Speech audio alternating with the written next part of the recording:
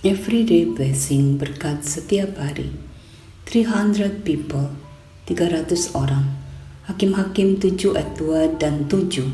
Berfirmanlah Tuhan kepada Gideon, terlalu banyak rakyat yang bersama-sama dengan engkau itu daripada yang kuhendaki untuk menyerahkan orang Midian ke dalam tangan mereka. Jangan-jangan orang Israel memegah-megahkan diri terhadap aku sambil berkata, tanganku sendirilah yang menyelamatkan aku. Lalu berfirmanlah Tuhan kepada Gideon, dengan ke-300 orang yang menghirup itu akan kuselamatkan kamu.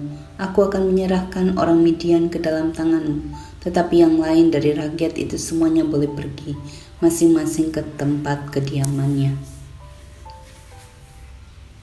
Ada banyak orang yang jenius dalam bidang militer seperti George Washington, Napoleon, atau Julius Caesar, yang karena kecerdasan strateginya membawa mereka memenangkan peperangan yang akhirnya mempengaruhi sejarah dunia. Kisah Alkitab tentang Gideon mudah diingat karena sejumlah alasan, tetapi pertunjukan kejeniusan militer bukanlah salah satunya. Bahkan sebagian besar kisahnya dimaksudkan untuk menyampaikan poin bahwa kemenangan Gideon tidak bergantung pada kekuatan atau strateginya. Bayangkan adanya adegannya. Israel menghadapi penindasan oleh orang Midian dan Allah memanggil Gideon dengan segala keraguannya untuk membawa pembebasan. Musuh itu sangat besar, seperti belalang banyaknya, dan unta mereka tidak terhitung, seperti pasir di tepi laut banyaknya. Hakim-Hakim 7 ayat 12.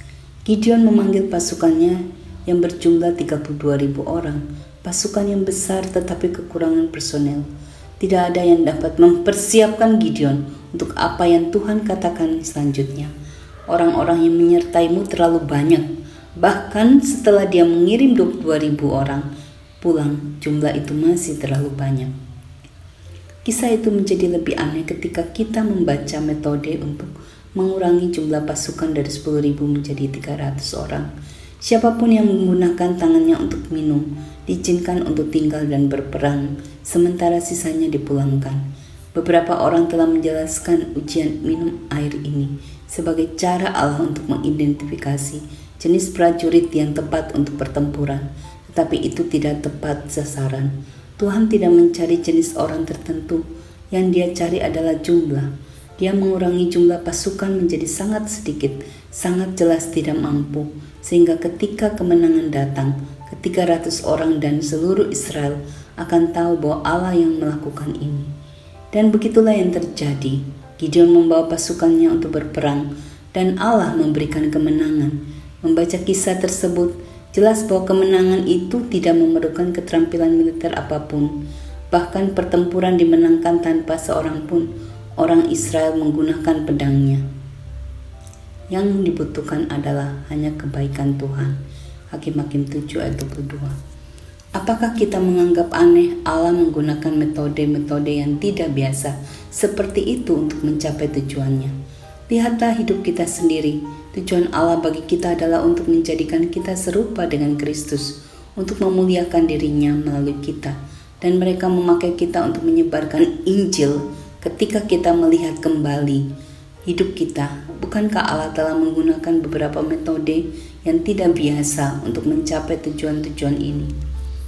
Allah menggunakan 300 orang untuk mengalahkan orang Midian karena kelemahan pasukan itu memperlihatkan kekuatannya dengan cara yang sama.